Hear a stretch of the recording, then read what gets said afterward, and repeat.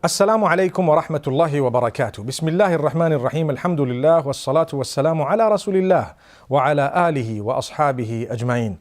My brothers and sisters, when our loved ones are catching a flight, we get worried. Worried about what? Sometimes we're hoping and praying to Allah subhanahu wa ta'ala that they're safe. We say loving words as we leave them. We pray for them. And subhanallah, we have to lay our trust in Allah. The same applies if people are going on a journey by road. We always are concerned. If they're close to us, we're worried. Sometimes when we're flying ourselves, we're worried as well. Will we get to the destination? Will we not? When we hear about other accidents and people who've lost their lives, perhaps on the roads, on an aircraft, whatever it may be, we tend to worry. Allah subhanahu wa ta'ala has asked us to be content.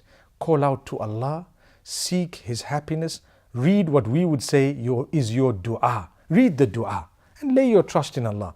You have no option but to lay your trust in Allah. Hope for the best in Allah. If anything does happen, it was always from Allah subhanahu wa ta'ala. But Allah will protect you generally from the hardship of the journey, the difficulty of the journey. So in Surah Hud, Allah subhanahu wa ta'ala speaks of the story of the Prophet Noah, Nuh alayhi salam.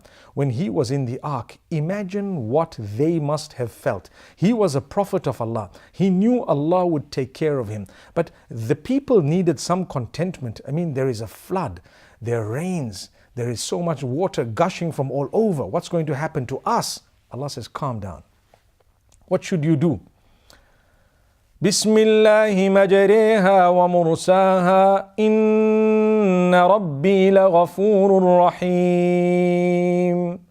We are setting off in the name of Allah, the one who causes this conveyance to set off to sail, the one who controls it, the one who will stop it as well. For indeed, He is the most forgiving, most merciful. So we are taking the name of the one in control of this conveyance. Amazing. Once you've read the dua, you've asked Allah to protect you. And there are some supplications a little bit longer than this. But the point I'm raising is, you call out to Allah at the beginning of your journey. Whenever you're doing anything important, say the name of Allah. Bismillah, in the name of Allah. It's so important. Even before you eat, you should be saying in the name of Allah. As you get up, Bismillah. As you recline, Bismillah. When you go into your vehicle, Bismillah. When you jump into the aircraft, Bismillah. When you're starting your job, Bismillah. No matter what, remember the name of Allah. It will bring about a lot of contentment and happiness. You will wonder, I'm so calm, I'm relaxed. Even if there is some turbulence on the plane, you'll be smiling. You'll be okay, subhanallah. Because Allah will take care of your heart. Allah will take care of your heart. If Allah has written your death, He will grant you the happiest death filled with contentment. People look at the ultimate loss as death. In fact, it is not. If you look at death, everyone has to die. For as long as you did the best you could during your life and you had a good death is where Allah is happy with you. You have succeeded. What more do you want? So be content. People say the worst thing that could happen is you could die. We say no, it's not the worst thing. Sometimes Allah takes you away when He knows it's better for you to go now. That's why the Prophet ﷺ used to say, oh Allah, keep me alive for as long as you know life is better for me. The moment you know that it's better for me to die, take me away. Because sometimes we may not be able to manage what might happen around us had we been present and not died. So Allah says, I'm going to do you a favor and take you away. What a good death. Allah's written for us. May Allah subhanahu wa ta'ala grant every one of us a good death. Getting back to the conveyance, remember whenever you are traveling, no matter what conveyance you are on, even if it is an animal that you're riding, remember to say the name of Allah. And then lay your trust in Allah. Be confident. Sit back and relax and enjoy the flight, enjoy the ride, and Allah subhanahu wa ta'ala will grant you ease. One more point. Don't break the road rules. Don't break the road rules thinking, I've made my dua, nothing's going to happen, I can drive at 250 kilometers an hour. No, you're being foolish. You need to take the necessary precautions as a human being and what you are taught. So definitely you'll have your seatbelt on. Perhaps you will actually make sure that you're not on your phone while driving. You cannot claim, even for a moment, that because I made my dua, it's okay for me to be on the phone. Imagine so many people die because of that. the phones and their use while driving have killed more than drunk drivers. May Allah subhanahu wa ta'ala safeguard us. So just remember this point. The point was more to do with contentment when it comes to driving, but we also touched on not being foolish when you're actually on a conveyance. Allah subhanahu wa ta'ala speaks of another very, very powerful method of achieving contentment, and that is to protect your prayer and to establish prayer. Listen to what Allah says, verse number 114 of Surah Hud. وَأَقِمِ الصَّلَاةَ طَرَفَيِ النَّهَارِ وَزُلَفًا مِّنَ اللَّيْلِ إِنَّ الْحَسَنَاتِ يُذْهِبْنَ السَّيِّئَاتِ ذَلِكَ ذِكْرَى لِلذَّاكِرِينَ وَاصْبِرْ فَإِنَّ اللَّهَ لَا يُضِيعُ أَجْرَ الْمُحْسِنِينَ. Allah says, establish the prayer at both the times of, both sides of the day and a portion of the night. So all 5 prayers, establish them correctly. And Allah says, you know what? Your good deeds will automatically wipe out your minor sins.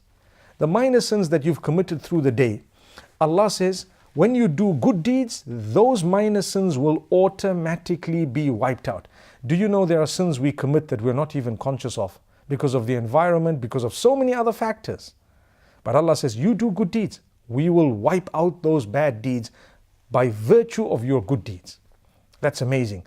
Then Allah subhanahu wa ta'ala says, that is a reminder for those who want to take heed and bear patience. Bear patience. Don't be in a rush. Don't make haste. Be very patient and be patient with people. Patience is a topic that has a lot of different explanations and various angles that it's looked at from. So my brothers and sisters, bear patience. Remember, you fulfill your prayer. Engage in voluntary prayer. Voluntary prayer is so important because we get so close to Allah that He guides us through everything. The way we look, the way we touch, the way we walk, the way we talk. All guided by Allah because we established our prayer. And while you're establishing your prayer, there is one very important fact that you need to be conscious of. What is it? It is that your character and conduct should improve because that is a reflection of the acceptance of your prayer. When you pray and your prayer is not accepted in the holistic way, it would never reflect in your character and conduct. Your character, your manner of speech, and all of that would become worse, or it would stay as abusive as it is. But if you are truly a pious person and you pray, your character, your conduct will definitely become much, much better. May Allah subhanahu wa ta'ala grant us goodness. And in Surah Hud, Allah subhanahu wa ta'ala says, towards the end, verse number 120, He says that the stories of the prophets that we've mentioned to you, O Muhammad, peace be upon him, we are mentioning them in order to strengthen you, in order to strengthen your heart. And you need to know this. So if that was for Muhammad sallallahu alayhi wasallam, for us too, it strengthens us. It gives us lesson. It teaches us, look, they went through persecution. They went through problems because that is what Allah created us for. No human being has ever come onto earth and not suffered at all.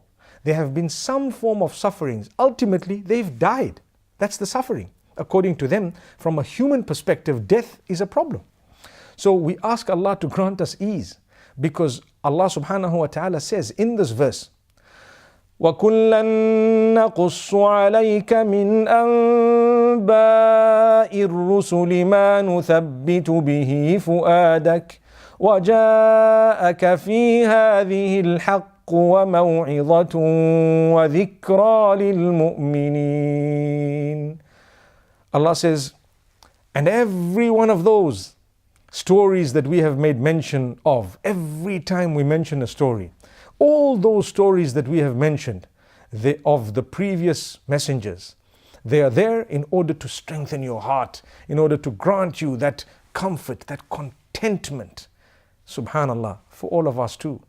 Imagine reading the stories of the prophets. I sit and think, what if they were not there? What would have happened to us? So my brothers and sisters, it's important to go through these stories and to understand that in order to achieve contentment, it's not about smiling at how great the story sounded, but rather it's to look into those stories for lessons. When you learn lessons from the stories of the prophets, you will achieve contentment. They will calm you down. They will give you the happiness. They will give you the joy. Each one of us suffers problems, issues. We have enemies. We have people who harass us, trouble us. We have on various levels. Allah says, go and read the stories of the prophets. You'll be calm. You'll achieve contentment if you have belief and conviction. We move on, my brothers and sisters, to one of the best stories in the Quran, the best, in fact.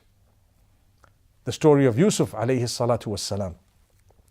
I wish to draw very few lessons from this surah, although it is packed with lessons. But we're talking of contentment. The first thing that I picked up from this surah is when the father tells his son, يا بني لا تقصص رؤياك على إخوتك فيكيدوا لك كيدا.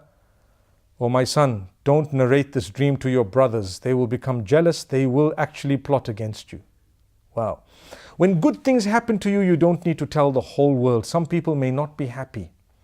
Subhanallah, when you've achieved something, when something grand has happened, you don't need to tell the whole world. In the age of social media, we lose happiness, we lose contentment, we lose sleep for many reasons. One of them is we show off even the food that we're eating when we're about to eat it. We show off places that we haven't even been to. We show off so much and we make people burn. What contentment are you going to get? We show off everything every day. We've become little show-offs. Worse than that, we get affected by others who are showing us a life that they don't live. How's that? So this is a two-way problem. We show off a life we don't live and we get jealous of a life that others are not living. It's fake. Learn to live the real life. May Allah subhanahu wa ta'ala protect us. Don't boast, don't brag, don't show off, and don't be deceived by the boasting and the bragging and the showing off of others. أقول قولي هذا وصلى الله وسلم وبارك على نبينا محمد. الذين آمنوا وتطمئن قلوبهم بذكر الله ألا بذكر الله تطمئن القلوب.